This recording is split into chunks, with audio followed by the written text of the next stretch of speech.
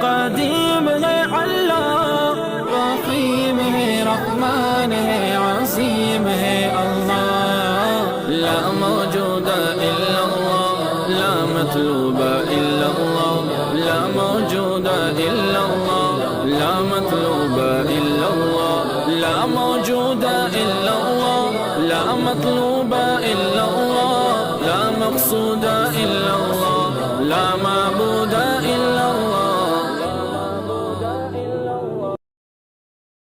خطاب کرتا ہے مراد امتیں ہوتی، ایک اہم مضمون سمجھنے کا ہے۔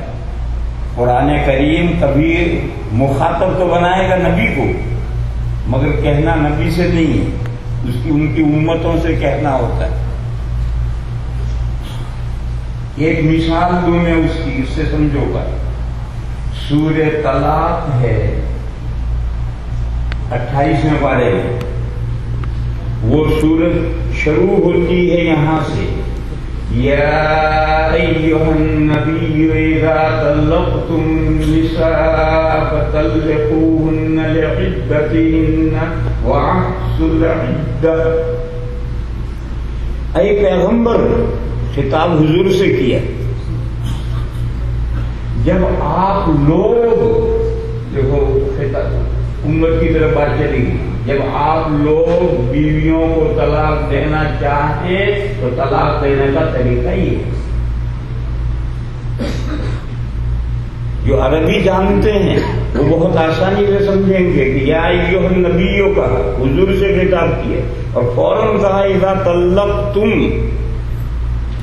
جب مذکر حاضر کا صیغہ آ گیا، معلوم ہوا کہ حضور کو جو خطاب کیا تھا حضور سے کہنا مقصد نہیں، ورنہ اگر حضور ہی سے کہنا مقصد ہوتا تو واحد مذکر حاضر کا صیغہ آتا ہے اذا طلقتا، لیکن فوراً اذا طلقتم آیا، معلوم ہوا کہ امت کو یہ احکام دینے ہیں کہ طلاق دینے کا طریقہ یہ ہے، مگر اس کا مخاطب بنایا پیغمبر۔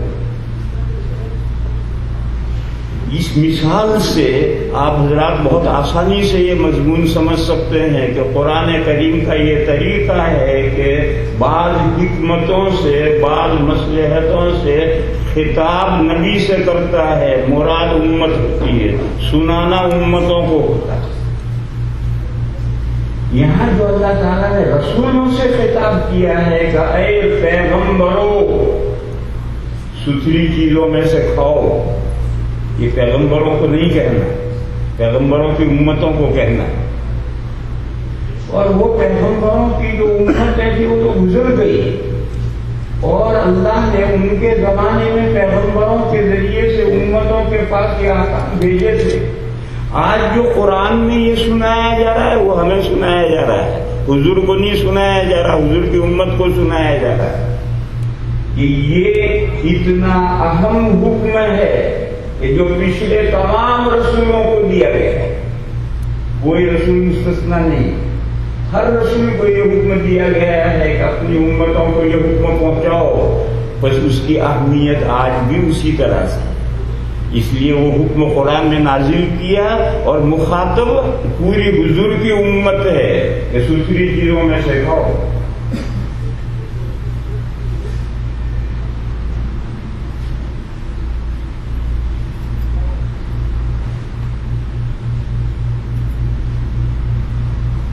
ستھری چیزوں میں سے کھانا کیوں ضروری ہے؟ ستھری کا مطلب ہے ٹیسٹ فل،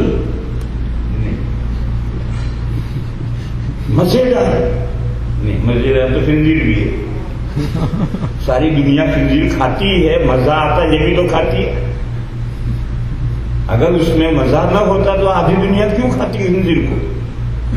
مزیدار ٹیسٹ فل تو شراب بھی ہے، آدھی دنیا بلکہ 80% دنیا شراب پیتی ہے، تو کوئی مزہ نہیں ہے تو کیوں پیتی ہے؟ ستھری کا مطلب یہ نہیں، ستھری کا مطلب ہے حلال و طیب، حلال کے ساتھ طیب لگاتے ہیں، یعنی یہ طیب حلال کے معنی میں، یعنی اللہ نے جن جن چیزوں کو حلال کیا ہے وہ ستھری اور پاکیزہ ہے، اللہ نے جن جن چیزوں کو حرام کیا ہے وہ گندی۔ چنانچہ خنزیر کے بارے میں قرآن میں آیا کہ انہو رجس، حالانکہ دنیا بڑے مزے سے کھاتی ہے مگر قرآن نے کہا وہ گندی چیز ہے. لہذا معیار کسوٹی اللہ کے فرمان ہیں. اللہ جس کو حلال کہیں وہ طیب اور پاکیزہ ہے، اور اللہ جس کو حرام کہیں کر دیں وہ گندی اور بری چیز ہے. خنزیر کو اللہ نے ریش سے کہا گندی ہو گئی، اور بکری کو اللہ نے حلال کیا وہ طیب اور پاکیزہ ہو گئی. بہرحال ہمارا مذاق معیار نہیں. ایک آدمی کو مزہ ایک چیز میں آتا، دوسرے کو اس میں مزہ نہیں آتا، اس کو دوسری چیز اچھی لگتی، تیسرے کو تیسری اچھی چیز لگتی ہے. تو ہمارا ٹیسٹ معیار نہیں ہو سکتا، کسوٹی نہیں ہو سکتا ہے. معیار ہے اللہ کا فرمان کہ اللہ نے جن چیزوں کو حلال کیا ہے وہ طیب اور پاکیزہ ہیں، اور جن چیزوں کو اللہ نے حرام کیا ہے وہ گندی اور بری. تو یہ جو اللہ تعالیٰ نے حکم دیا تمام ہمیشہ آدم علیہ السلام سے لے کر آج تک تمام امتوں کو جو حکم دیا گیا کہ ستھری پاکیزہ حلال چیزیں کھاؤ، یہ حکم کیوں دیے؟ اگر گندی چیزیں کھائیں گے، ناپاک چیزیں کھائیں گے، حرام کھائیں گے تو کیا حرج ہے؟ اس مضمون کو سمجھو. انسان کا ایک ظاہر ہے، آؤٹ سائڈ ہے، اور ایک اس کا درون ہے، باطن ہے، ان سائڈ ہے. اندر کا باہر اثر پڑتا ہے اور باہر کا اندر اثر پڑتا ہے. اس مضمون کو اچھی طرح سمجھنا چاہیے. بہت سے لوگ ہیں یہ خیال کرتے ہیں کہ ظاہر کیسا ہی ہے، دل صاف صحیح ہونا چاہیے، دل صاف ہونا چاہیے، دل صحیح ہونا چاہیے. یہ صرف کہنے کی بات ہے. جیسا ظاہر ہوگا باطن پر اس کا لامحالہ اثر پڑے گا، اور جیسا اندر ہوگا اس کا باہر اثر پڑے گا. یہ دونوں چیزیں ایک دوسرے کے ساتھ جڑی ہوئی ہیں. ایسا سمجھنا کہ ان کا دونوں کا آپس میں کوئی جوڑ اور تعلق نہیں، ایسا نہیں ہے میرے بھائی.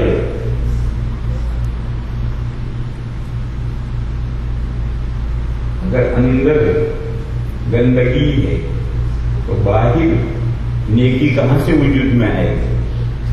اندر گندگی ہے تو باہر نیکی کہاں سے وجود میں آئے گی؟ اندر جوہر ہے، اندر کمال ہے، اندر خوبی ہے تو ظاہر پر اس کا اثر پڑے. اور فرمایا وَاعْمَلُوا صَالِحًا، اور نیک کام کرو. اس حکم کے بعد یہ حکم اس لیے آیا ہے کہ اگر حلال و طیب کھاؤ گے تو نیک کام اعمال صالحہ کر سکو گے، اور اگر اندر تم نے حرام بھر رکھا ہے تو اعمال صالحہ تم سے وجود میں نہیں آئے. ان دو باتوں میں جوڑ لیے ہیں.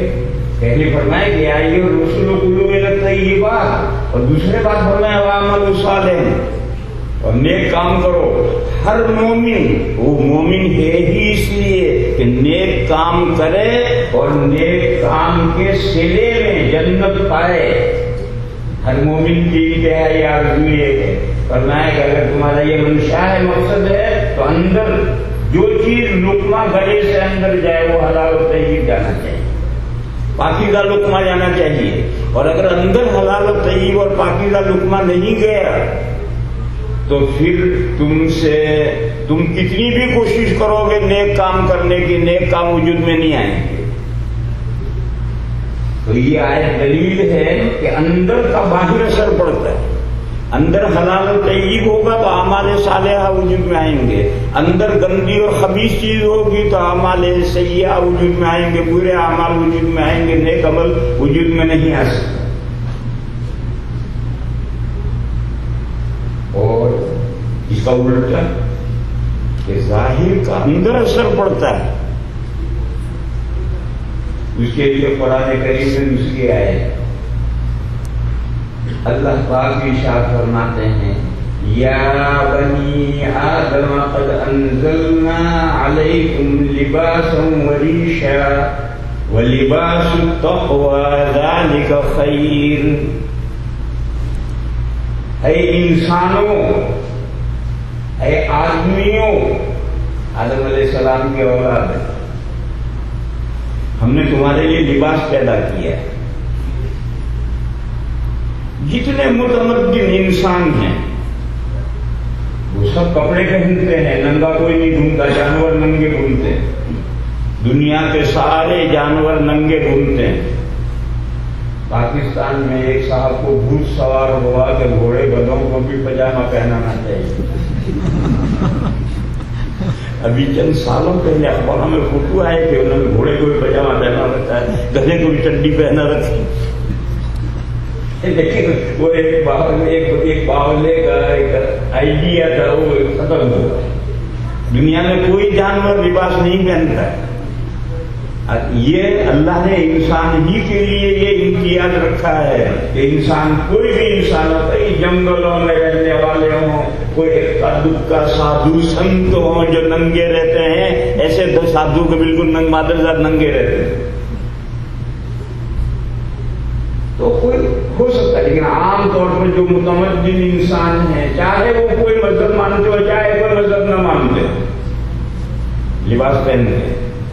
اللہ تعالیٰ نے فرمایا کہ اے انسانوں، ہم نے تمہارے لیے لباس پیدا کیے، اور لباس کے 3 مقصد بھی ہیں۔ یواری سوآتکم، لباس ننگاپے کو چھپاتا ہے۔ ستر عورت، ننگاپے کو چھپانا، یہ لباس کا بنیادی مقصد ہے۔ اس حد تک ہر انسان قائل ہے کہ ننگاپا جو ہے وہ چھپنا چاہیے۔ پھر ننگاپا کسے کہتے ہیں، اس میں رائے مختلف ہو گئی۔ خود ہمارے یہاں امام ابو حنیفہ علیہ الرحمہ فرماتے ہیں ناف کے نیچے سے ننگاپا شروع، ناف جو ناف ہے وہ ننگاپے سے باہر ہے، اس کا نچلا کنارہ وہاں سے ننگاپا شروع، اور گھٹنے کے ختم تک، گھٹنے کے نیچے تک یہ ننگاپا ہے۔ حضرت امام ابو حنیفہ علیہ الرحمہ یہ فرماتے ہیں۔ حضرت امام مالک علیہ الرحمہ فرماتے ہیں جہاں سے زیر ناف اگنے شروع ہوتے ہیں وہیں سے ننگاپا، لہذا اس سے اوپر جہاں بال نہیں ہوں گے وہ ننگاپا نہیں ہے۔ حضرت امام شافعی علیہ الرحمہ فرماتے ہیں گھٹنا ننگاپا نہیں ہے، گھٹنے کے اوپر تک ننگاپا ہے۔ حضرت امام مالک علیہ الرحمہ کا یہ قول ہے کہ ران بھی ننگاپا نہیں ہے، ران جہاں تک ختم ہوئی وہاں تک ننگاپا نہیں ہے۔ تو خود ہمارے یہاں ائمہ میں اختلاف ہے۔ بس اگر کوئی لوگ دنیا میں ایسے ہوں کہ جو اور کم کر دے، جیسے آپ کے ملک کے لوگوں کے یہاں ننگاپا سبیلین ننگاپا ہیں، آگے پیچھے کی 2 راہیں ننگاپا ہیں، باقی سب ننگاپا ہے ہی نہیں، عورتیں بھی گھومتی ہیں ذرا ذرا سا چڈی پہن کر، تو اس میں رائے مختلف ہو سکتی ہے، لیکن تمام انسان اس پر متفق ہیں کہ ننگاپا چھپانا یہ ضروری ہے۔ تو اللہ نے فرمایا کہ ہم نے تمہارے لیے لباس پیدا کیا ہے، یہ لباس ہمارے ننگاپے کو چھپاتا ہے۔ لباس کا ایک مقصد تو یہ، دوسرا مقصد ہے وریشن، لباس تمہارے لیے ایسا ہے جیسے پرندوں کے لیے پر۔ پرندے کے لیے پر کیا کام کرتے ہیں؟ زینت۔ پرندہ بڑا خوبصورت نظر آتا ہے، ایک کبوتر ہے، اس کے سارے پر موجود ہوں تو کتنا خوبصورت ہے، مرغی، طوطا، اور اگر اس کے پر اڑ جائیں تو وہی کبوتر بدزیب معلوم ہونے لگے گا، وہی طوطا برا لگنے لگے گا۔ تو جیسے پرندوں کے لیے پر زینت ہیں، انسان کے لیے بھی لباس زینت ہے۔ یہ زینت کا مرحلہ بنا ہے شرمگاہ، ننگاپا، ننگاپے کے علاوہ اوپر جو بدن ہے، نیچے جو بدن ہے، اس بدن کو ڈھانکنا، جس سے آدمی مزین ہوتا ہے۔ دیکھو یہ مجمع بیٹھا ہوا ہے، سب نے کرتا پہن رکھا ہے، کرتے کے نیچے تو کوئی ننگاپا نہیں۔ آپ ٹراؤزر پہن کر، پاجامہ پہن کر نماز پڑھیں، نماز ہو جاتی، لیکن ہر بندہ کرتا پہنے ہوئے ہے، کیوں؟ اس سے آدمی بھلا معلوم ہوتا ہے۔ ہر آدمی ٹوپی امامہ باندھے ہوئے ہے، کیوں؟ سب تو ننگا پا نہیں ہے، یہ امامہ ٹوپی کیوں پہن رہے؟ اس سے آدمی بھلا معلوم ہوتا ہے۔ کوئی آدمی گھٹنے تک پاجامہ نہیں پہنتا ہے، یہاں تک نیچے پہنتا ہے، باندھا باندھا تو زمین پر گھسیٹتا ہے۔ بھئی یہ تو نیچے تو ننگا پا نہیں، یہاں کیوں پہن رکھا ہے؟ زینت، لباس کا دوسرا مقصد ہے زینت۔ اب اس میں رائے مختلف کہ کیسا لباس پہنیں گے تو آدمی بھلا معلوم ہو۔ دنیا میں ڈفرینٹ سویلائزیشن ہے، عجیب عجیب تہذیبیں ہیں، کسی کے کوئی نظریہ ہے، کسی کا کوئی نظریہ ہے، مگر سارے انسان متفق ہیں کہ ناک اور گھٹنے کے علاوہ جو اوپر بدن ہے اور نیچے بدن ہے، اس کو بھی کپڑوں میں چھپانا چاہیے، یہ بھی زینت ہے۔ اللہ تعالیٰ نے فرمایا کہ ہم نے جو تمہارے لیے لباس پیدا کیا ہے، اس کا دوسرا مقصد زینت ہے۔ خود مسلمان پوری دنیا میں آپ چلے جائیں گے، تمام مسلمانوں کا ایک لباس نہیں ملے گا، لیکن اوپر نیچے کو سب چھپائیں گے۔ پھر اس میں اختلاف ہو جائے گا کہ سر چھپانا ضروری ہے یا نہیں، نماز میں سر چھپانا چاہیے یا نہیں۔ ہم مسلمانوں میں بہت سے لوگ ہیں کہ نہیں، سر چھپانا سنت کے خلاف، کھلے سر پڑھو نماز۔ ایسی رائے رکھنے والے بھی، وہ کہتے، وہ ان سے کبھی گفتگو ہوتی ہے تو وہ کہتے ہیں کھلے سر ٹوپی کے بغیر نماز نہیں ہوتی۔ میں ان سے کہتا ہوں ٹوپی کے بغیر نہیں، کرتے کے بغیر بھی ہو جاتی۔ تو کرتا ہی پہن کر مسجد میں کیوں آتا ہے؟ وہ چھٹی ہے، کہتے ہیں ٹوپی کے بغیر نماز نہیں ہوتی۔ میں کہتا ہوں ایک مرتبہ نہیں 100 مرتبہ ہوتی ہے، اور کرتے کے بغیر بھی ہو جاتی ہے۔ آپ کرتا ہی پہن کر کیوں مسجد میں آتے ہیں؟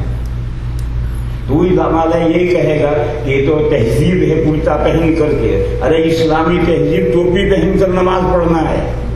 اگر کرتا پہن کر نماز پڑھنا اسلامی تہذیب ہے تو اسلامی تہذیب ٹوپی پہن کر پڑھنا ہے۔ کہ آج کل تو دنیا بغیر ٹوپی کے کھلے سر رہتی ہے، وہ دنیا اسلامی تہذیب نہیں ہے، وہ فیشن ہے۔ میرے بھائیوں، دو باتوں میں فرق کرنا چاہیے، فیشن اور اسلامی تہذیب۔ آپ نماز پڑھ رہے ہیں، اس کا مطلب مسلمان ہیں، اسلامی تہذیب کو اپنائے ہوئے ہیں، تو آپ لباس میں اسلام مسلمانوں کی تہذیب میں جو زینت ہے اس زینت پر پڑھیے نماز۔ اور جہاں تک نماز کے ہونے نہ ہونے کا تعلق ہو تو کرتے کے بغیر بھی ہوتا ہے، اس کے لیے کرتا پہننا ضروری نہیں۔ تو بہرحال میں یہ بات عرض کر رہا تھا کہ لوگوں میں یہ سب اختلافات ہیں کہ ٹوپی پہننا زینت ہے یا نہیں عام حالات میں، نماز کے وقت میں ٹوپی پہننا یہ خوبصورت بننا ہے یا نہیں، اس میں رائے مختلف ہے، اور دنیا کے دوسرے مذاہب والوں کی بھی رائے مختلف ہیں، لیکن سب اس پر متفق ہیں کہ ننگا پا چھپانے کے علاوہ اوپر کا بدن اور نیچے کا بدن یہ بھی چھپانا چاہیے۔ اس سے آدمی بھلا معلوم ہوتا ہے، خوبصورت معلوم ہوتا ہے، مزین ہوتا ہے۔ پرندہ جیسے پروں سے اچھا لگتا ہے، انسان بھی لباس سے اچھے، پورے کمپلیٹ لباس سے اچھا لگتا ہے۔ پھر فرمایا وَلِبَاسُ التَّقْوَىٰ، وَلِبَاسُ التَّقْوَىٰ، پرہیزگاری کا لباس، پرہیزگاری کا لباس یعنی پرہیزگاروں کا لباس۔ ذَلِكَ خَيْرٌ، یہ ان دو سے بھی آگے کا مرحلہ ہے۔ آپ لباس پہنے، پرہیزگاروں کا لباس پہنے۔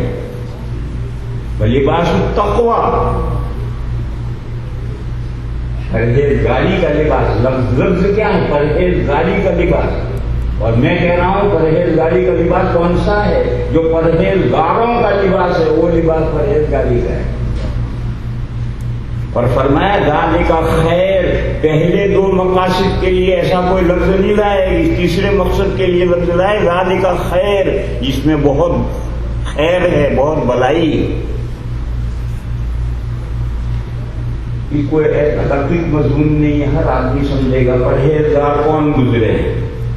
پرہیزگار انبیاء گزرے ہیں. سب سے بڑے پرہیزگار تو انبیاء ہیں، ان سے بڑا تو پرہیزگار ہو ہی نہیں سکتا. ان کے بعد صحابہ ہیں، صحابہ کے بعد صالحین ہیں، علماء ہیں، اولیاء ہیں. یہی تو پرہیزگار ہے کہ ہم تو نہیں آئے. اگر آپ کو صالحین میں لے لیا، اگر آپ کا لباس بھی اچھا ہے تو آپ صالحین نیک لوگوں میں. پرہیزگار لوگ یہ ہیں انبیاء کرام علیہم الصلوۃ والسلام، پھر صحابہ، پھر علماء، پھر اولیاء، پھر امت کے نیک لوگ. یہ 5 پرہیزگار لوگ ہیں. ان 5 پرہیزگاروں کا جو لباس ہے، یہ لباس کا تیسرا درجہ ہے، آگے کا درجہ ہے. اور ذالک خیر، یہ سب سے اچھا لباس. پہلا لباس ننگا پشو پال، مزدور کام کرتے ہیں، چڈی پہن کر کے نیچے تک پہن کر کے کام کرتے ہیں، ٹھیک ہے. اس کے بعد اگلا مرحلہ ہے مزین بنو، لباس ایسا بنو پہنو کہ دیکھنے میں بڑے خوبصورت معلوم ہو، ہر آدمی دیکھے. اور آخری درجہ لباس کا ہے پرہیزگاروں کا لباس.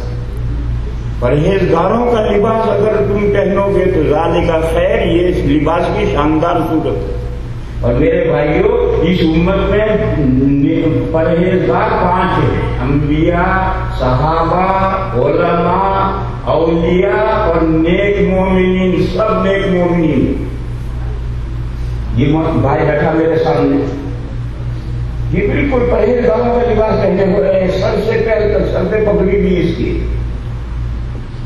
اللہ جانے یہ مولانا صاحب ہیں یعنی ولی ہے نہیں، لیکن نیک مومن تو ہے. اور ایسے نیک مومن اس مجمع میں اور بہت سے بندے مجھے نظر آ رہے ہیں. یہ جو نیک مومنین کا، نیک بندوں کا لباس ہے، یہ لباس تقویٰ ہے. اور قرآن نے کہا ذالک خیر. لہذا میرے بھائیوں، لباس میں اس ترتیب سے بڑھو، لباس میں اس ترتیب سے بڑھو. پہلا مرحلہ تو شرم کا کو ننگا پہ کو چھپانا، پھر اس سے آگے لباس ایسا پہنو کہ جو مزین معلوم ہو. اور آخری درجہ ہے پرہیزگاری کا لباس پہنو، یہ بہتر لباس. اس آیت کریمہ میں غور کرنے کی بات یہ ہے کہ لباس التقویٰ کیوں فرمایا، لباس المتقین کیوں نہیں فرمایا. پرہیزگاری کا لباس یہ کیوں فرمایا، پرہیزگاروں کا لباس کیوں نہیں فرمایا. اس لیے نہیں فرمایا کہ جیسا لباس پہنو گے ایسا اندر اثر پڑے گا. اگر پرہیزگاروں کا لباس پہنو گے تو اندر پرہیزگاری پیدا ہو. میں یہ مضمون سمجھا رہا ہوں کہ ظاہر کا اندر اثر پڑتا ہے، جیسے اندر کا باہر اثر پڑتا ہے، ظاہر کا اندر اثر پڑتا ہے. تو قرآن کریم میں یہ کہنے کے بجائے کہ پرہیزگار لوگوں کا لباس، یہ کہنے کے بجائے کہا پرہیزگاری کا لباس. اور اس میں اشارہ کیا کہ یہ جو پرہیزگاروں کا لباس ہے، اگر یہ پہنو گے تو تمہارے اندر پرہیزگاری پیدا ہو. مفسرین کرام نے ایک قصہ لکھا ہے. فرعون کے زمانے میں جب فرعون نے موسیٰ علیہ السلام اور ہارون علیہ السلام کا جادوگروں سے مقابلہ کروایا تو پورے ملک مصر میں جتنے بڑے بڑے جادوگر تھے سب کو فرعون نے بلایا اور یہ کہا کہ ان دو کا مقابلہ کرنا. یہ قصہ ہے قرآن کریم میں جگہ جگہ مقابلے کے میدان میں مقابلہ ہو. پہلے جادوگروں نے جو لاٹھیاں اور جو رسیاں وہ لائے تھے جادو کر کے، انہوں نے میدان کے اندر وہ ڈھیر کے ڈھیر رسیاں ڈالی، لاٹھیاں ڈالی، پورا میدان سانپوں سے بھر گیا. اللہ کی وحی آئی موسیٰ علیہ السلام پر کہ آپ اپنی لاٹھی ڈالیں. موسیٰ علیہ السلام نے لاٹھی ڈالی، وہ ایک سانپ بنا اور وہ میدان کے سارے سانپوں کو کھا گیا. اب جادوگروں کی سمجھ میں یہ بات آ گئی کہ موسیٰ کا جو معجزہ ہے وہ جادو نہیں، کیونکہ ایک جادو دوسرے جادو کو ختم نہیں کر سکتا، ایک جادو دوسرے جادو کو کھا نہیں سکتا. ان کے بے شمار سانپ تھے. موسیٰ علیہ السلام کا بھی ایک سانپ میدان کے اندر گھومے گا. ایسا تو ہو سکتا ہے، لیکن یہ سانپ ان سانپوں کو سب کو کھا جائے ایسا جادو نہیں ہو سکتا. چنانچہ تمام جادوگر وہی موسیٰ علیہ السلام پر ہی مان لیا. یہ سب باتیں قرآن کریم کی بے صبری کی نہیں. تمام جادوگر ایمان لے آئے. فرعون کو بڑا غصہ آیا، اس نے سب کو قتل کر دیا وغیرہ. وہاں مفسرین کرام نے ایک مضمون لکھا ہے کہ پورے میدان میں فرعون بھی ہے، فرعون کی کیبنٹ بھی ہے ساری، پورے ملک کی عام پبلک بھی ہے، اور جادوگر بھی ہیں. کتنے جادوگر ہوں گے؟ 5 ہوں گے، 25 ہوں گے، 500 ہوں گے، اور کتنے جادوگر لاؤ گے؟ اس میدان میں صرف ان 500 جادوگروں کو ایمان کی دولت کیوں ملی اور فرعون کو کیوں نہیں ملی؟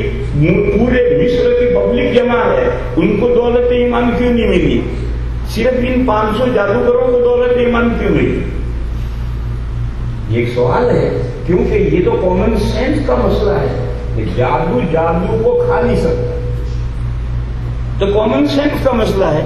جادوگروں کی سمجھ میں جو بات آئی ہے وہ فرعون جیسے عقل کے پتلے کی سمجھ میں کیوں نہیں آئی؟ اس کی کیبنٹ کے آدمیوں کی سمجھ میں کیوں نہیں آئی؟ ملک مصر کے بے شمار عقل مند پڑھے لکھے بدھو تھے، ان کی سمجھ میں کیوں نہیں آئی؟ پڑھے لکھے بدھو. صرف ان جادوگروں کی سمجھ میں یہ بات کیوں آئی اور ان کو ایمان کی دولت کیوں نہیں؟ مفسرین کرام نے یہ لکھا ہے کہ یہ جادوگر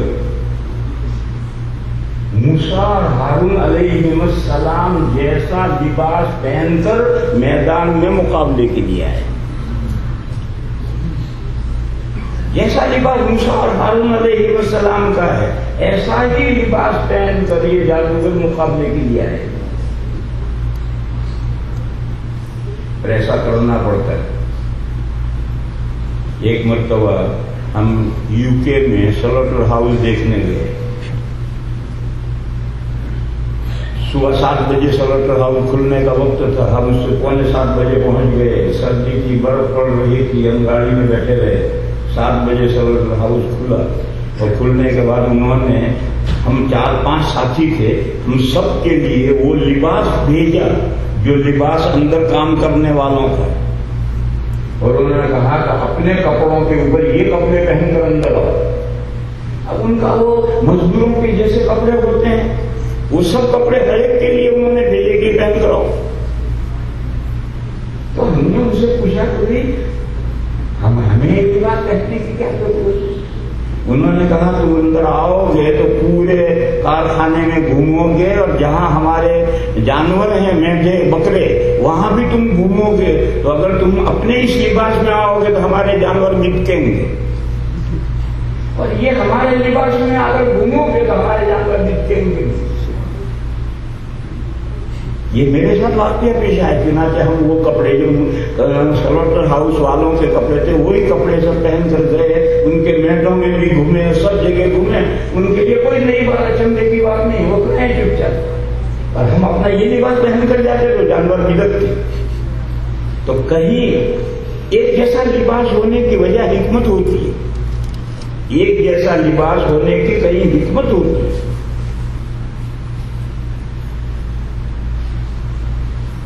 ڈاکو کبھی ڈاکہ ڈالنے آتے ہیں تو پولیس کا ڈریس پہن کر آتے ہیں. کبھی ڈاکہ ڈالنے کے لیے آتے ہیں تو پولیس کا ڈریس پہن کر آتے ہیں. کیوں؟ اس کی ایک حکمت ہے، ایک وجہ ہے، ایک مسئلہ ہے. یو نو وہ جیسا آپ جانتے ہیں کہ وہ پولیس کا ڈریس پہن کر کیوں آتے ہیں. بہرحال آتے ہیں پولیس کا ڈریس پہن کر، کوئی حکمت ہے. ہم ملازمین کا ڈریس پہن کر سلوٹر ہاؤس میں گئے تھے، اس کی حکمت تھی. تو یہاں بھی کوئی حکمت ان کے ذہنوں میں رہی ہوگی. تمام جادوگر جو موسیٰ علیہ السلام کا مقابلہ کرنے کے لیے آئے تھے وہ حضرت موسیٰ اور حضرت ہارون علیہ السلام کا لباس پہن کر آئے. اللہ نے اس لباس کی برکت سے ان کو ایمان کی دولت سے نوازا. یہ مفسرین کرام نے لکھا ہے کہ اللہ نے جو اس بھرا ہوا میدان میں بے شمار پبلک ہے، کسی کو ایمان نہیں ملا، فرعون کو ایمان نہیں ملا، فرعون کی کیبنٹ میں کسی آدمی کو ایمان نہیں ملا، پبلک جو پورے ملک کی جمع تھی کسی کو ایمان نہیں ملا، صرف جادوگروں کو ایمان مل گیا، اور ایسا پختہ ایمان مل گیا کہ انہوں نے جان قربان کر دی، اللہ کو نہیں چھوڑا۔ تو مفسرین کرام کہتے ہیں اس لباس کی برکت جس کو وہ پہن کر آئے۔ مجھے تو صرف اتنا سمجھانا ہے آپ حضرات کو کہ یہ تصور ہے لوگوں کا کچھ بھی پہنو، دل صاف رہنا چاہیے، یہ آئیڈیا نظریہ ویری رانگ۔ ظاہر کا اندر اثر پڑتا ہے۔ دیکھو اس لباس سے ان کو ایمان ملا، اور قرآن کہتا ہے لباس التقویٰ لباس المتقین نہیں، لباس التقویٰ۔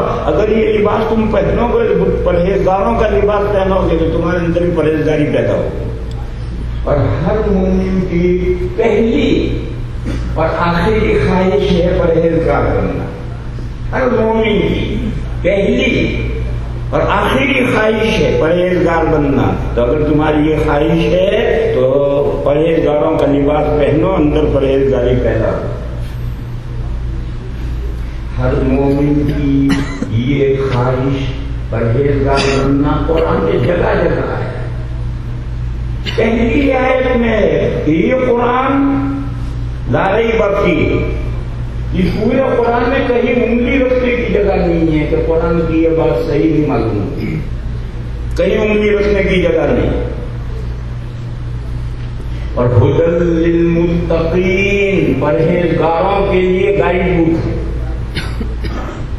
وہاں سوال پیدا ہوا کہ قرآن تو گائیڈ بک سبھی انسانوں کے لیے ہے۔ دوسری جگہ ہے شہر رمضان الذی انزل فیہ القرآن ھدی للناس، سب لوگوں کے لیے قرآن گائیڈ بک ہے۔ پھر قرآن کی شروع میں ھدی للمتقین کیوں کہا؟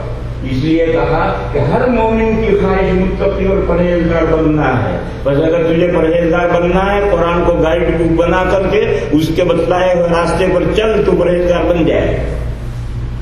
روزوں کا بیان آیا تو فرمایا یا ایھا الذین آمنوا کتب علیکم الصیام کما کتب علی الذین من قبلکم لعلکم تتقون۔ یہ روزے اس لیے فرض کیے گئے ہیں تاکہ تمہارے اندر پرہیزگاری پیدا ہو۔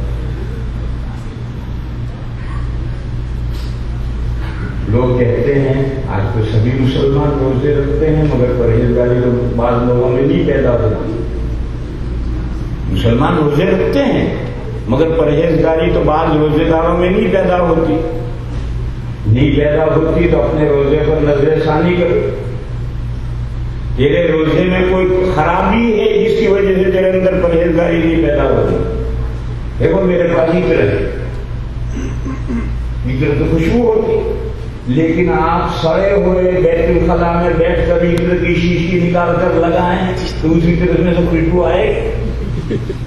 ارے تو بیٹھا تو سڑے ہوئے بیت الخلاء میں ہے، چاروں طرف تو تیرے گندگی ہے، اب عطر لگائے گا عطر میں کہاں سے خوشبو آئے؟ لہذا اگر کسی کے روزے سے تقویٰ اور پرہیزگاری پیدا نہیں ہوتی ہے تو وہ اپنی لائف پر نظر ثانی کرے کہ اس کی لائف میں کہیں کمی ہے کہ جس کا روزہ اس کے لیے مثمر اور ثمربار نہیں ہے۔ مونگ پھلی دیکھی،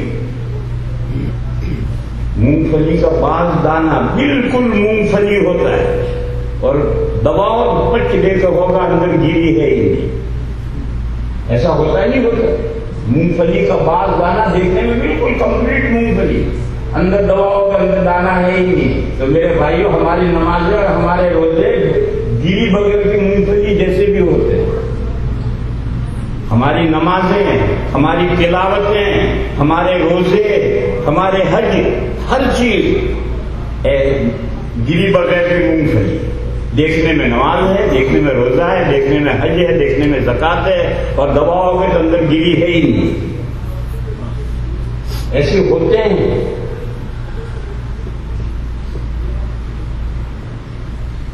قرآن و حدیث میں بے شمار جگہ ہیں کہ آدمی کی تلاوتیں گلے سے نیچے نہیں اترتی،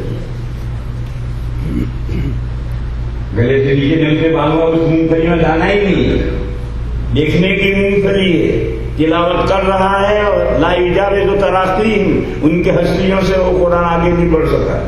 ایسے ہی حج کے بارے میں بھی، زکوٰۃ کے بارے میں، روزے کے بارے میں بھی، نمازوں کے بارے میں، سب میں ارشادات ہیں. اگر وہ میں سب سنانے جاؤں گا تو بات کہیں سے چلی جائے گی، وقت لمیٹڈ دیا ہے مجھے.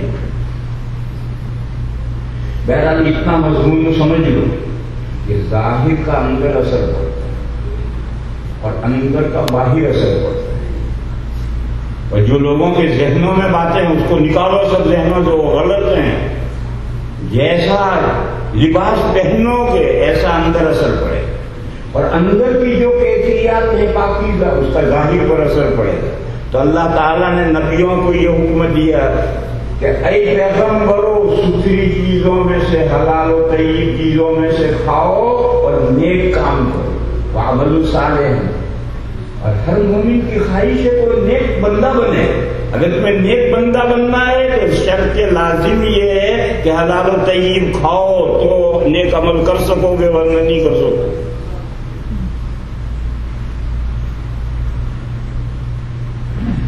اس کے بعد یہ مضمون سمجھو کہ شریعت نے اندر کو زیادہ اہمیت دی ہے باہر کی بنسبت.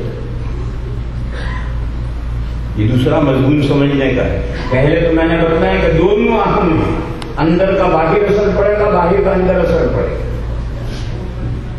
اب آگے سمجھو، اندر اور باہر میں ویری امپورٹنٹ کون ہے؟ اندر. باہر کی بنسبت اندر کا شریعت میں پاس و لحاظ ضروری، زیادہ ضروری. دو حدیثیں سنو.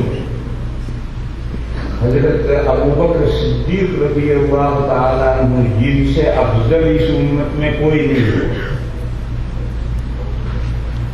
ان کا یہ غلام تھا. اور اس زمانے میں جب غلام باندیاں ہوتی تھی تو ہر آدمی غلام کے اوپر ایک ٹیکس، ایک روزینہ، ایک خراج، ایک بریبہ مقرر کرتا تھا کہ تمہیں ہفتے میں اتنا کما کر لانا، زائد کماؤ ہو تمہارا.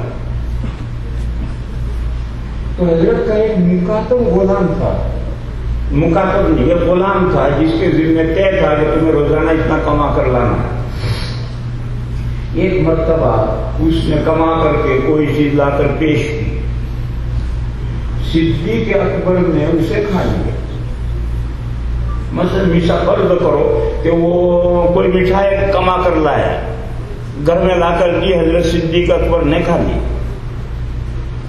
پھر اس غلام نے کہا حضرت آپ جانتے ہیں میں آج کیا کما کر لایا ہوں جس کو آپ نے کھایا؟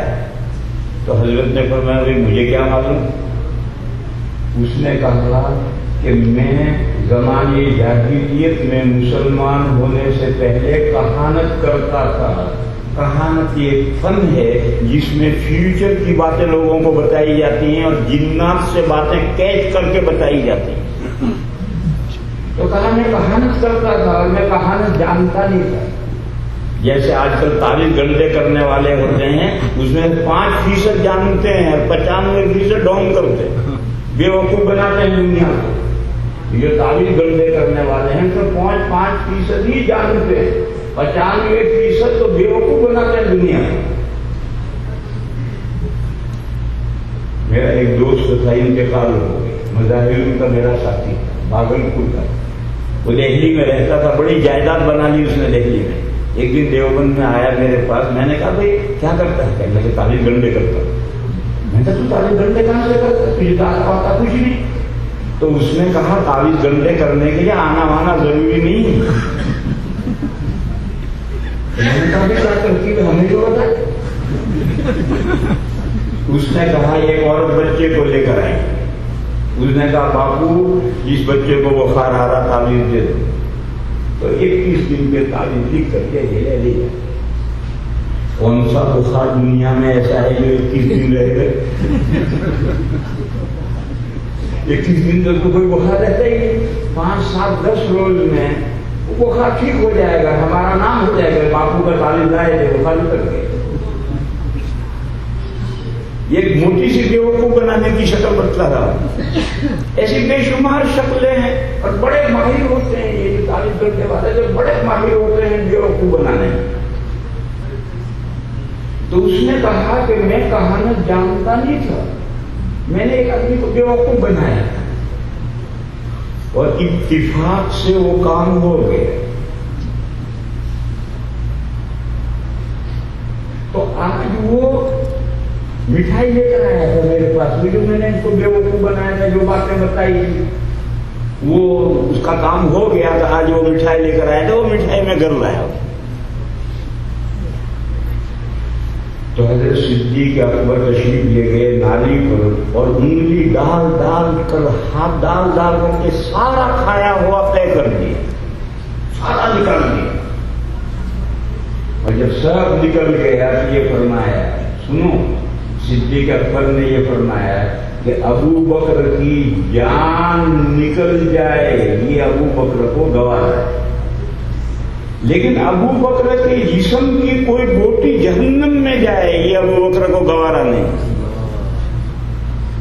یہ فرمایا کہ ابو بکر کی جان نکل جائے، ہاتھ ڈال کیا کرتے کرتے مر جائے یہ گوارا ہے، لیکن جو لقمہ اندر گیا ہے اس لقمے سے تو بدن کا کوئی حصہ بنے گا، اور حرام مال سے جو بدن کا حصہ بنے گا وہ جنت میں تھوڑی جائے گا، اس کا جگہ جہنم ہے، وہ بوٹی تو جہنم میں جائے گی، اور بوٹی اکیلی نہیں جائے گی، سارا ہی جائے گا جہنم۔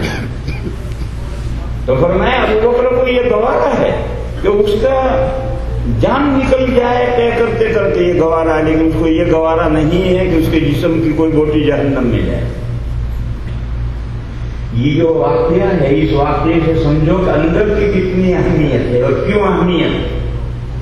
اندر کی اہمیت اس لیے ہے کہ جو لقمہ پیٹ سے اندر گیا وہ صرف لقمہ نہیں ہے کہ دوسرے راستے سے نکل گیا صبح میں، نہیں، دوسرے راستے سے سارا نہیں نکلتا، وہ اپنا اثر پیچھے چھوڑ کر جاتا ہے، اور جسم کی نشو و نما ہوتی اس کا ایک ہی ہوئے۔ دوسرے خلیفہ ہیں فاروق اعظم، ایک مرتبہ عمرے کے لیے، حج کے لیے قافلے کے ساتھ، امیر المومنین ہیں، خلیفہ ہیں، قافلے کے ساتھ مکے جا رہے ہیں یا آ رہے ہیں، راستے میں ایک حوض آیا، اور عرب میں پانی کی بہت قلت ہے، اور پانی بڑی قیمتی چیز ہے، ایک حوض آیا، تو قافلے میں حضرت عمرو بن العاص تھے، انہوں نے حوض والے سے جا کر پوچھا، یا صاحب الحوض هل تريد حوضك السباع، اے حوض والے تیرے حوض پر درندے رات میں پانی پینے آتے ہیں؟ تو حضرت عمر نے فوراً دخل دیا اور یہ کہا، یا صاحب الحوض لا تخبرنا، اے حوض والے ہمیں مت بتلا۔ اور حضرت نے قافلے کو حکم دیا، استعمال کرو پانی۔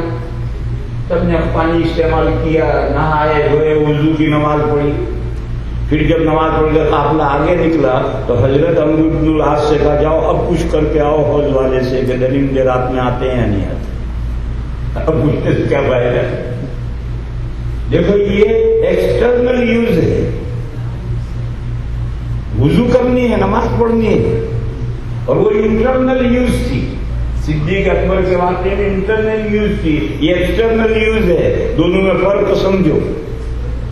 کیونکہ جو باہری استعمال ہے، فرض کرو زیادہ سے زیادہ کیا ہوگا کہ اگر وہ پانی ناپاک ہے تو یہ نماز نہیں ہے، اتنا ہی تو ہوگا، ایک ہی نماز ہو جائے گی، اور وہ تو لقمہ جو حرام منہ میں گیا ہے وہ ساری زندگی کو تباہ کرنے کا اور سارے جسم کو لے کر جہنم میں جائے گا۔ بہرحال مضمون میں نے یہ سمجھایا کہ اندر کا لامحالہ باہر اثر پڑتا ہے۔ اگر آپ کو نیک اعمال کرنے ہیں تو حلال و طیب کھائیے، اور باہر کا اندر اثر پڑتا ہے، اور دونوں میں اندر زیادہ اہم ہے باہر سے۔ یہ مضمون سمجھ لیا حضرت؟ اب ایک حدیث سنو، اس حدیث سے مومن کا مزاج کیا بننا چاہیے۔ مشہور حدیث الحلال بین، اسلام میں کیا چیزیں حلال ہیں سبھی مسلمان جانتے ہیں، نام کا مسلمان نہ ہو، کام کا مسلمان ہو، ہر مسلمان جانتا ہے کہ اسلام میں کیا کیا چیزیں حرام ہے، حلال ہے۔ حدیث ہے الحلال بین، حلال چیزیں اوپن ہیں، واضح ہیں۔ میں نے کہا کہ ہر مسلمان جو کام کا مسلمان ہو، صرف نام کا مسلمان نہ ہو۔ کام کا مسلمان کون ہوتا ہے، نام کا کون ہوتا ہے؟ اسلام ایک مسلمان جینے کے لیے جتنی دینی تعلیم ضروری ہے وہ تعلیم لیے ہوئے ہو اور اس تعلیم پر اس کا عمل بھی ہو۔ اور نام کا مسلمان کیا ہے؟ دنیا بھر کے علوم پڑھا ہوا ہے لیکن جس دین کو وہ مانتا ہے اس دین کی وہ بیسیکلی نالج جو مسلمان جینے کے لیے ضروری ہے وہ بھی نہیں جانتا۔ آپ تو کام کا مسلمان کہیں گے، نام کا کہیں گے۔ اور اگر وہ جانتا ہے تو عمل نہیں کرتا، وہ بھی نام کا مسلمان ہے، کام کا کہاں ہے؟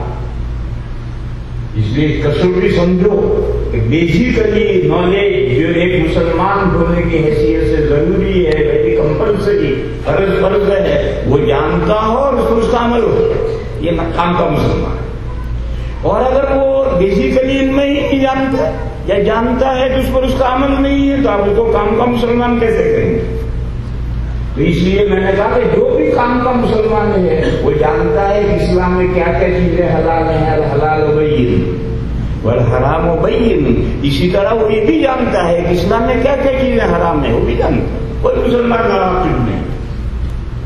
وَبَيْنَهُمَا مُشْتَبِهَاتٌ، اور دونوں کے درمیان میں ڈاؤٹ فل چیزیں، حلال یہ حلال اوپن، یہ حرام حرام اوپن، اس کے بیچ میں کچھ چیزیں ہیں جو ڈاؤٹ فل مشتبہ۔ حدیث نے فرمایا فَمَنِ اتَّقَى الشُّبُهَاتِ فَقَدِ اسْتَبْرَأَ لِدِينِهِ وَعِرْضِهِ۔ یہ جو ڈاؤٹ فل چیزیں ہیں ان سے جو بچے گا اسی کا دین اور اس کی آبرو کلیئر صاف رہے۔ اگر تم اپنی آبرو کلیئر رکھنا چاہتے ہو، اپنا دین کلیئر صاف واضح رکھنا چاہتے ہو، یہ ڈاؤٹ فل چیزوں سے بچو۔ کوئی مسلمان حرام کا ارتکاب کر نہیں سکتا لیکن ڈاؤٹ فل چیزوں کے اندر ہاتھ ڈال سکتا ہے۔ تو آدمی ہر مومن کو مزاج یہ بنانا ہے کہ ڈاؤٹ فل چیزیں نہیں اس میں۔ حضور نے پھر اس کی مثال دے کر سمجھائی کہ ایک ریزرو ایریا ہے جنگل میں حکومت کے جانوروں کے لیے۔ پہلے حکومت کے پاس زکات کے جانور آتے تھے تو ان کے چرنے کے لیے جنگل میں ایک ریزرو ایریا ہوتا ہے۔ حضور نے فرمایا دو چرواہے ہیں، ایک چرواہا اپنے جانور لے کر گیا اور ریزرو ایریا سے 1 مائل دور جانور چراتا ہے۔ اس چرواہے سے اگر غفلت بھی ہو گئی، کہیں سو گیا، گلی ڈنڈا کھیلتا رہ گیا، ساتھیوں سے باتیں کرتا رہ گیا اور جانور آگے بڑھے تو ابھی تو 1 مائل دور ریزرو ایریا، وہاں تک جانور پہنچیں گے۔ اور دوسرا چرواہا وہ ہے، اس نے کہا کہ ریزرو ایریا کی لائن یہ ہے، اس سے باقی تو ریزرو نہیں ہے، میں تو جانور یہاں تک چراؤں گا، کون کیا حرج ہے؟ اگر ذرا غفلت ہو گئی، نیند آ گئی، آنکھ لگ گئی، کھیلنے میں لگ گیا اور جانور آگے بڑھ گئے تو پولیس آئے گی ریزرو ایریا کی اور مار مار کے چرواہے کا الو بنا دے گی۔ فرمایا یہ مثال ہے کہ جو ڈاؤٹ فل چیزوں سے بھی دور رہتا ہے وہ حرام میں کیا جائے گا۔ جو ڈاؤٹ فل چیزوں سے بھی دور رہتا ہے، ڈاؤٹ فل چیزوں میں بھی قریب نہیں ہوتا، وہ حرام میں کیسے پہنچے گا؟ پہنچے گا ہی نہیں۔ اور جو ڈاؤٹ فل چیزوں میں آگے بڑھتا ہے یہ تو ابھی یہ نہیں ہے، چلو یہ تو مشکوک ہے، اسے مشتبہ کرو، تو وہ کس دن حرام میں قدم رکھ دے گا کوئی گارنٹی نہیں ہے، کسی بھی وقت تو حرام میں قدم رکھ سکتا ہے۔ یہ حدیث شریف ہے، اس حدیث شریف سے یہ مضمون سمجھو کہ حلال و طیب سب مسلمان جانتے ہیں، آگے جو ڈاؤٹ فل چیز ہے ان میں قدم مت رکھو۔ اس کے بعد جلدی جلدی انہوں نے مجھے 20 منٹ کا وقت دیا ہے، 20 منٹ ہونے، اس کے بعد جلدی جلدی مضمون سمجھو۔ ابھی ہمارے مولانا فرما رہے تھے کہ ساؤتھ افریقہ میں 1% مسلمان بھی نہیں ہے، اور پھر وہ دین پر مضبوط ہیں، اور اس کی وجہ انہوں نے بتائی کہ وہ صحیح بتائی. اور صرف ساؤتھ افریقہ کی بات نہیں ہے، دنیا کے بہت سے ملکوں میں چلے جاؤ، سب جگہ پر یہ وجہ جو مولانا نے فرمائی یعنی دینداری، صحیح دین سے تعلق اور رابطہ رکھنا، تعلق رکھنا، وہ تو وجہ ہے ہی. اس کی ایک بڑی وجہ یہ ہے کہ وہاں مسلمانوں میں اور غیر مسلموں میں سیپریشن ہے، ذہن میں، محلے میں نہیں، بستی میں نہیں. بستی میں آؤ انڈیا میں سب ایک ساتھ رہتے ہیں، کوئی سب، لیکن ذہنوں میں سیپریشن ہے. اسکول میں جائیں گے تو ہر مسلمان بچہ یہ ہندو بچہ ہے، یہ ہندو بچہ سے ملے گا مسلمان بچہ ہے. مسلمان بچے کا اثر ہندو بچہ قبول نہیں کرتا، اور ہندو بچے کا اثر مسلمان بچہ قبول نہیں کرتا. دکان میں بازار میں جائیں گے تو حلال و حرام کے قبول کیجیے. کوئی مسلمان جاہل سے جائے مسلمان ہندو کے گوشت کی دکان سے کبھی گوشت نہیں خریدے. ہاں ہندو تو آتے ہیں، ہندو تو مسلمان دکانوں پر سے لے جاتے ہیں، لیکن کوئی مسلمان کسی ہندو کی گوشت کے دکان سے کبھی گوشت نہیں خریدے. وہ ہندو، اگر وہ مسلمان کسائی کے یہاں سے لا کر وہ بیچے تو بھی کوئی مسلمان نہیں خریدے گا، کیونکہ دکاندار ہندو. اس کے وہ کہتا ہے میں مسلمان کے یہاں سے ذبح کرا کے لایا ہوں، کیا ہے اس کی بات کا اعتبار؟ وہ تو اپنے کاروبار کے لیے جھوٹ بھی بول سکتا ہے. چنانچہ اللہ کا فضل ہے کہ ہمارے یہاں ایک ہی اسکول میں مسلمان ہندو سب بچے پڑھتے ہیں. مسلمان بچے مسلمان رہتے، ہندو بچے ہندو رہتے. ہندو بچے مسلمان نہیں ہو جاتے، مسلمان بچے ان کے طور و طریقے اختیار نہیں کرتے. کھانے پینے کی چیزوں میں بھی یہی ہے. ہماری تہذیب الگ ہے، ہندو بھائیوں کی تہذیب الگ ہے، ہمارا مذہب الگ ہے، ان کا مذہب الگ ہے. ساؤتھ افریقہ میں بھی یہ سیپریشن ہے، مسلمان بچوں میں، مسلمان کمیونٹی میں اور دوسروں میں یہ فرق ہے. مگر میرے بھائیوں یہ یورپ کنٹریز جو امریکہ ہی نہیں، امریکہ بھی یورپ میں لے لو، کینیڈا کو بھی یورپ میں لے لو، اور یورپ کے یو کے سے لے کر یہ سب جو یورپ کنٹریز ہیں وہاں مسلمان اللہ کے فضل سے کم نہیں. آپ کے امریکہ میں تو ابھی تھوڑے کم ہیں، برطانیہ میں تو بے شمار مسلمان ہیں، لیکن ان سب جگہوں پر حلال و حرام کھانے کے سلسلے میں روز مسائل پیدا ہوتے رہتے ہیں. ہمارے یہاں کوئی مسئلہ نہیں. اگر کسی گاؤں میں 4 مسلمان ہیں کبھی ہندو کی دکان سے وہ کبھی نہیں خریدے، دوسرے گاؤں میں سے جا کر خرید کے لائے گا، یہ سب بھی کھائے گا، لیکن ہندو کی دکان پر سے وہ گوشت خریدتے نہیں. اور اگر وہ ہندو کسی مسلمان کا ذبح کیا ہوا لا کر بیچے کوئی مسلمان نہیں خریدے گا. کیوں؟ اس کی بات پر کیا اعتبار ہے؟ وہ کہتا کچھ ہے کرتا کچھ ہے. مگر یہ جو آپ کی کنٹریز ہیں ان میں اس سلسلے میں جدائی نہیں. چنانچہ آپ کے بچے اسکول میں جا کر کے دوسرا رنگ چڑھ جاتا ہے، آپ کے بچوں پر اسکول میں جا کر دوسرا رنگ چڑھ جائے گا، کیونکہ آپ کے بچے کے ذہن میں یہ ہے ہی نہیں کہ میں مسلمان ہوں، اس میں میں امریکن ہوں. جب امریکن ہوئے تو جو امریکن تہذیب ہے اس کے متاثر ہو جائے گا، اس میں مسلمان ہونے کا تصور ہی آپ نے نہیں پیدا کیا ہے. تو ماں باپ کی ذمہ داری ہے کہ بچپن سے اپنے بچے میں تصور پیدا کریں کہ ہم مسلمان ہیں، ہمارا ایک دین ہے، ہمارے ایک عقیدے ہیں، ہماری ایک تہذیب ہے. یہ سب تصور پیدا کرنا ماں باپ کا کام ہے. لیکن ماں باپ نے اپنے اندر شعور نہیں پیدا کیا تو بچے میں کہاں سے پیدا کریں؟ اسی طرح سے میرے بھائیوں حلال اور حرام کی جو کیٹیگری ہے ہم مسلمانوں کی اور ہے، غیر مسلموں کی اور. غیر مسلموں کے حلال و حرام کا کسوٹی اور معیار الگ ہے، وہ جو ہے وہ جانے ان کا کام ہے. لیکن ہم اللہ کے نازل کیے ہوئے دین کے ہم ماننے والے ہیں اور اس دین پر ہم ایمان لائے ہیں. بس ہماری حلال اور حرام کی کسوٹی اور ہے اور ہمیں ہر لقمے میں اس کا لحاظ کرنا ہے. بعض لوگ یہ سوال کرتے ہیں کہ مولوی صاحب اگر ہم اس کا لحاظ رکھیں گے تو ہم کیسے زندگی گزاریں گے؟ لوگ یہ سوال کرتے ہیں کہ ہم کیسے زندگی گزاریں گے؟ میرے بھائیوں آؤ ہمارے ہندوستان میں دیکھو بے شمار گاؤں ہیں کہ 5 مسلمان ہیں، 15 مسلمان ہیں، 10 مسلمان ہیں، 60 مسلمان ہیں، اور وہ اپنی زندگی اسلامی گزارتے ہیں. نو پرابلم، وہ اسلامی زندگی گزارتے ہیں. بس اگر آپ یہاں طے کریں کہ مجھے حلال کھانا، ہر چیز میں حلال کھانا ہے، تو کوئی پریشانی نہیں ہے. نیو یارک میں انشاءاللہ آپ کو ہر حلال چیز ملے گی، 4 پیسے مہنگی ملے گی. تو اپنے دین کی حفاظت کے لیے اگر ہم 4 پیسے زائد خرچ کرتے ہیں تو کیا آسمان ٹوٹ پڑے گا؟ مگر تو ہی نہ چاہے تو باتیں ہزار ہیں. لہذا میرے بھائیوں حلال کھانے کا اہتمام کرو، خاص طور پر ماہ مبارک آ رہا، اپنے روزوں کو برباد مت کرو. اور میں نے سب مضمون سمجھایا ہے بہت کہ اندر کا اثر باہر پڑے گا، باہر کا اثر اندر پڑے گا، اور اندر کی اہمیت زیادہ ہے. لہذا حلال و طیب کھانے میں، حلال و حرام تو مسلمان کھاتا ہی نہیں. مسلمان کیسے حرام کھائے گا؟ لیکن ڈاؤٹ فل چیزیں جو ہیں اس میں ہاتھ ڈال سکتا ہے. لہذا کھانے پینے کی چیزوں میں جو ڈاؤٹ فل چیزیں مت کھاؤ، اس سے دور رہو.